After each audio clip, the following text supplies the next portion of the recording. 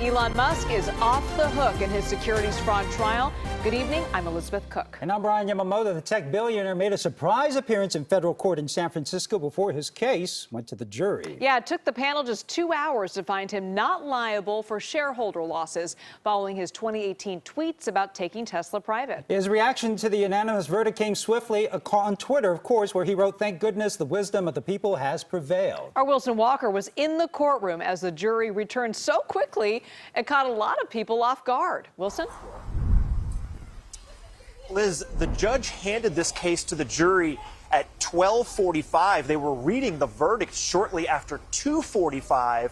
I can tell you it caught a lot of people by surprise as the courtroom was largely empty for the reading of the verdict. A lot of folks just did not see it coming that soon. That was one surprise today. Now, the first surprise in the course of this day came this morning when Elon Musk showed up to the courtroom. Now, he left when they went to lunch. He was not here for the reading of the verdict, but he was ushered into the courtroom in the early morning hours, right when they started the proceedings, and he sat down right at the table amongst his attorneys, and he sat there as the lead attorney for the plaintiffs, Nicholas Porritt, told the jury, quote, "Our society is based on rules. We have rules for a reason.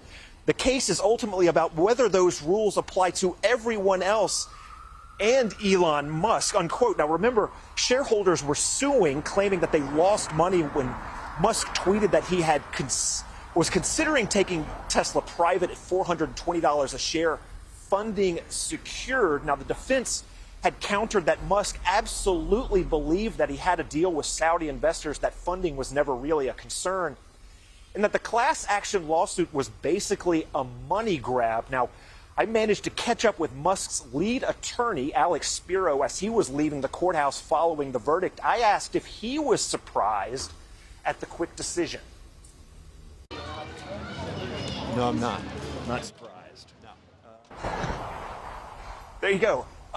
A man of few words on the way out of the courthouse. Really, no one had much to say about this case on the way out of the building. The same goes for the plaintiff's attorneys who simply said that they were disappointed in considering what to do next.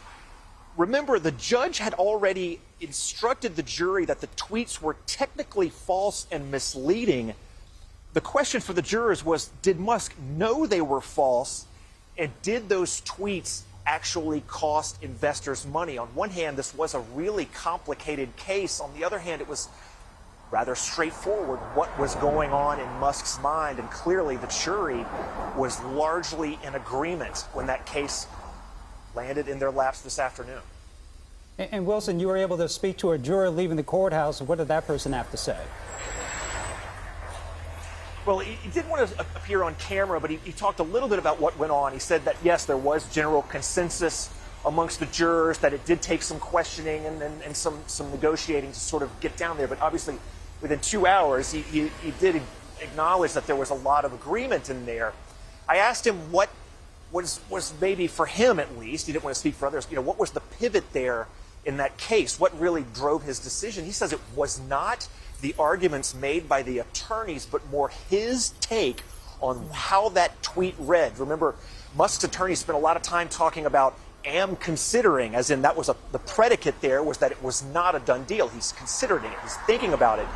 That seemed to have some weight on the juror that I spoke to. Now, we also talked to former federal prosecutor Tony Brass, an attorney, asked him what does this quick verdict explain to him about maybe how the jury was leading that case. Here's Tony Brass.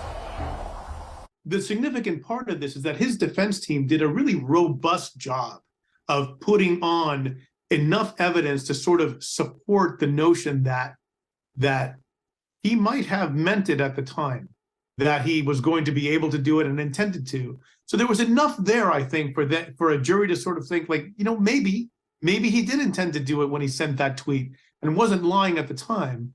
I mean, that's the crux of it. What was his intention? Right? What's his intention at the time he did it?